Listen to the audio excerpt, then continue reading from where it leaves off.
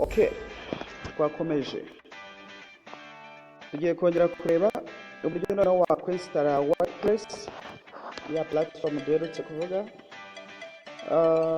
ku buryo wahita utangira no kuyikoresha. Reka turebe, baravuga ngo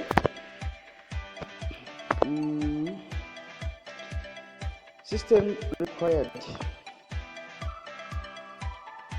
system requirements for WordPress.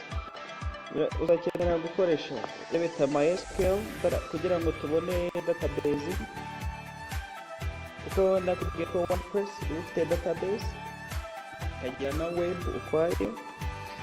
So ndagusaba kuba washatse the database MySQL 5 kujyana hejuru, washatse web server kubera tuzakora ari local kuri local host, bizagusaba ushake byaba byiza ubonye WAMP cyangwa se LAMP cyangwa se ZAMP cyangwa se MAMP. Iyo tuzakoresha ni bita ZAMP niyo tuzakoresha. Operating system, cloud platform, nta kibazo. Ukaba ufite browsing support cyangwa se ari amasoftware ufunguriramo interinete, waba ufite iyi Internet Explorer, waba ufite Firefox, Google Chrome, Safari, Opera, bita Commodore. Ariko biba byiza cyane iyo nakugira inama cyane ni Chrome ni popular cyane, niyo nkoresha n'abanyari ikora neza, cyangwa se Commodore. Noneho niba ushaka guhita downloadinga direct ukayigeraho, navuga iyo file yose very compressed, urajya muri browser yawe, ngo ni kuvuga waca muri Chrome cyangwa se za Firefox, uhita uklika direct kuri iyi link, ngiyi barayita bakujyana ahantu hameze gutya, hari hasi ahangaha. Ubwo uraba ugeze kuri web yabo wordpress.org, nurangiza urahita uklikika hano ni downloading. Unaza kuidownloadinga, hano barakubwira ngo create store database, aho urabika database yawe. Kubwira ngo WordPress require MySQL database, kubwira creating a new empty database with the user password. For example, iyo turakoresha cyane by default iba ari root, user aba ari root. Wenda nushaka password uyite root nayo cyangwa se uyireke, or else you can set per your convenience, ukabikora uko bishaka nta kibazo. Nyuma ugakomeza, you can continue with the installation process as discussed further. Noneho tugiye kubireba. Noneho ubwa mbere uraza ukabwira ngo set up wizard. This wizard to set up WordPress into your system. The following steps to describe how to set up WordPress local in your system. Barakubwira biroroshye, nta kigoranye pe, nta kigoranye, n'ubusa gusa. Icya mbere, hari file nakubwiye uraba wabonye, urahita ukora extract, download the WordPress folder and upload it into your web server or local host. Ubwo utaba wamaze kwinstara izira za WAMP nuko turabireba hari. Icya kabiri, open your browser and navigate to your local host file. Then you will get the first screen on the WordPress installer, as shown in the following screen in your case. Hari icyo twita cyangwa se twise local host. Local host kuvuga ngo ni imashini yawe. Iyi mashini ni yabaye local host. Hari Local host ubwo ni mashini yari icyo twita server server, ni hariya nyine ujya bakaguhostingira, ariko urumva urishyura, ariko aha nyine uba uri kwikorera mu mashini uyivanamo uri kuyijyana ku ma company ahostinga bakagushyirira online, ku buryo uwo uri hehe hose abashaka kwita ayaccessinga. Localhost tugashyiraho kano kantu kamanuka, your WordPress folder zigahiza. Noneho urakomeza ukamanuka ugahitamo ururimi ushaka, ugahita ugera kuri continue hano hejuru. Tukavuga ngo select your language for the WordPress and click continue. Ugahitamo ururimi rwawe, murangiza ukomeza. Ubwa gatatu, kuri iki cyiciro cya gatatu ushobora kubona amakuru akenewe na database mbere y'uko ukomeza.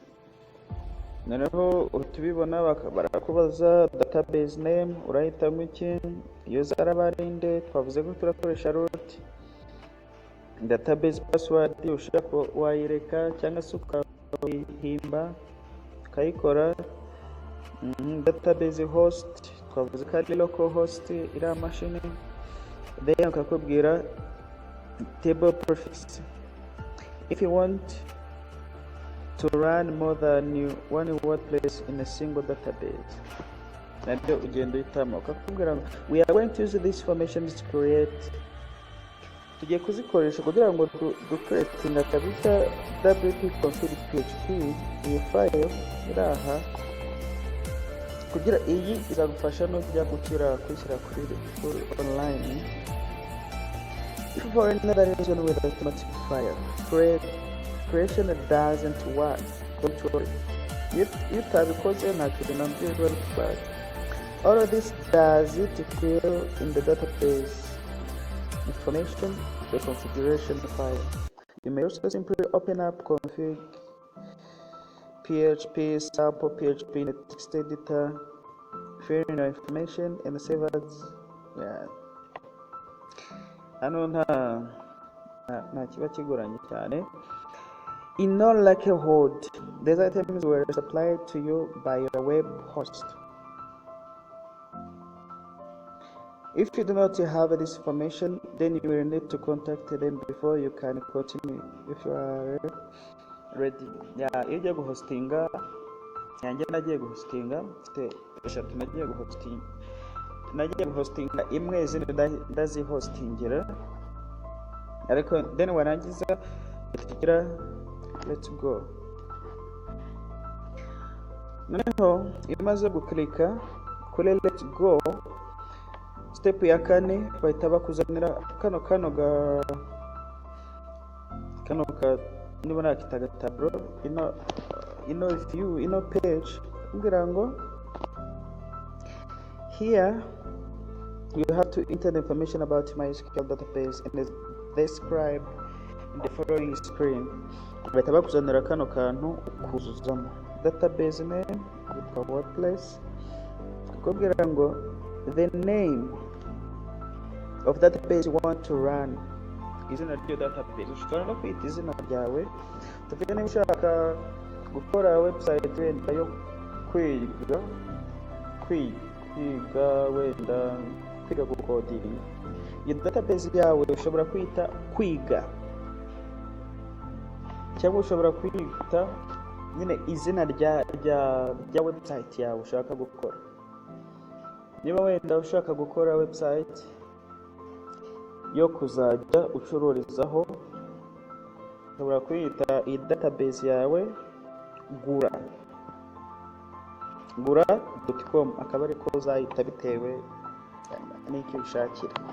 Username ukavuze ko turakoresha root, password ugakoresha root, cyangwa se washaka ntunayitireho password nta kibazo bitwaye, ariko bisaba niba uri gukora website uzahostinga, bisaba byose byuzuze kugira ngo bitazakugorana kandi ugeze kure.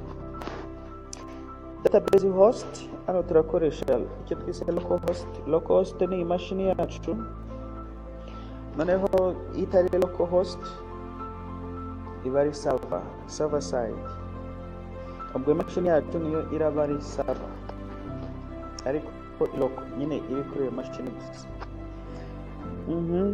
Hano bakavuga you should be able to get this info from your web host if localhost does not work. Hano table prefix WP barakubwira niba ushaka ko iyo WordPress yawe izinstara. If you want to run multiple WordPress installations in a single database, change this. Niba ushaka ko uzashyiramo website nyinshi muri iyo database yawe, urakoresha kariya, then warangiza ukagera kuri submit. Hano barahita bakwereka database name, enter the database name which you have created, database username nayo yo ushyiremo na password ushyiremo. Hano about local data host, what is the host name by default will be localhost. Then warangiza table prefix, it is used to add prefix in the database tables which help to run multiple sites on the same database. It takes the default value. The value by default biziramo niba navuga gutya izikoze. After filling all information, click on submit button. Numara kuzuza byose urahita ugera kuri submit. Noneho step ya gatanu, WordPress checks the database setting and gives you the confirmation screen as shown in the following snapshot. Kumbwira ngo wabyujujemo byose neza utibeshye bahita baguha kano kantu, iyi snapshot iri munsi, iyi ngiyi warangiza bakubwira ati run the install. Ubwa gatandatu, okay, hano kuri step ya gatandatu barakubwira ngo enter administrative information. Uzuzuzamo za zindi wari wanditse, bakubwira ngo ariko it contains the following field: site title, website title, enter the name of the site which you are going to create in WordPress. Tubwira ngo username ukayishyiramo, password ukayishyiramo inshuro ebyiri,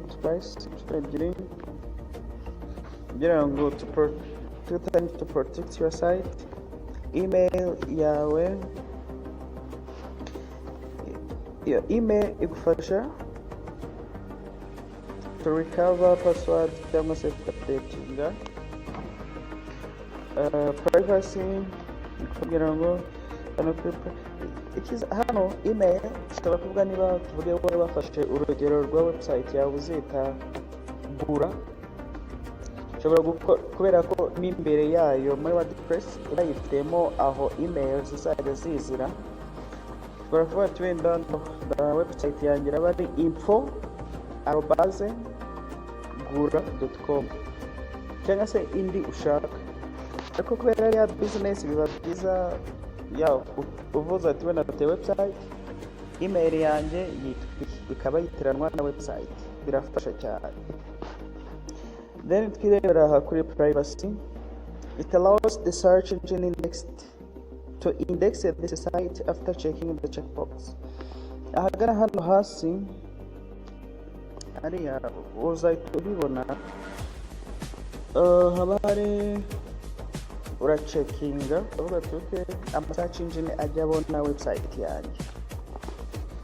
Noneho barakubwira ngo after filling all the information, click on install WordPress button. Niba urangije kuzuza ibyo byose, bahita bakubwira ati noneho install WordPress yawe. step ya karindwi, iyo umaze kwinstara, after installation base yuzuye byarangiye, you will get the screen of the static success as seen before in screen. Tubona kano kantu kameze gutya, iyi snapshot screen imeze gutya, uvuga ngo biba byarangiye muri make. Noneho warangiza ugakirika hano hasi kuri login button.